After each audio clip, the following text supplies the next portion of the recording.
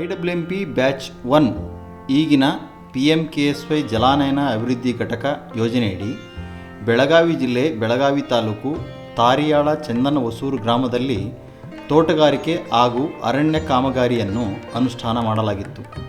ಅದರ ಕುರಿತು ಅಧಿಕಾರಿಗಳ ಅನುಭವದ ಕಿರುಚಿತ್ರಣ.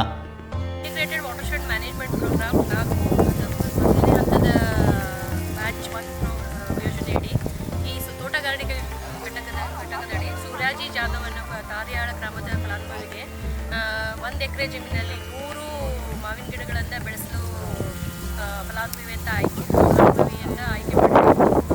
ಅದ್ರ ಜೊತೆಗೆ ಈಗ 2011-12ರಲ್ಲಿ ಇದನ್ನು ಪ್ಲ್ಯಾಂಟಿಂಗ್ ಮಾಡಿದ್ದು. ಈಗ ಇದು ಫಲ ಕೊಡುವ ಸಮಯ ಬಂದಿದೆ ಇರೋದು. ಮತ್ತು ಅದಲ್ಲದೆ ಮಾವಿನ ಗಿಡ ಅಲ್ಲದೆ ಇವರು ಸಮಗ್ರ ಬೇಸಾಯ ಪದ್ಧತಿನೂ ಅಳವಡಿಸ್ಕೊಂಡಿದ್ದಾರೆ.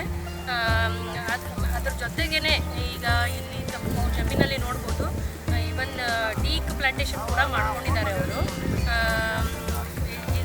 ಈ ಯೋಜನೆಯಲ್ಲಿ ಇಂಟಿಗ್ರೇಟೆಡ್ ವಾಟರ್ಶೆಡ್ ಮ್ಯಾನೇಜ್ಮೆಂಟ್ ಪ್ರೋಗ್ರಾಮ್ ಜಲಾನಯನ ಅಭಿವೃದ್ಧಿ ಯೋಜನೆಯಲ್ಲಿ ಕೇವಲ ಸಾಯಿಲ್ ಆ್ಯಂಡ್ ವಾಟರ್ ಕನ್ಸರ್ವೇಷನ್ ಸ್ಟ್ರಕ್ಚರ್ಸನ್ನು ಅಷ್ಟಕ್ಕೆ ಒತ್ತು ಕೊಡದೆ ತೋಟಗಾರಿಕೆ ಅರಣ್ಯ ಘಟಕ ಇತರೆ ಘಟಕಗಳಿಗೂ ಸಹಿತ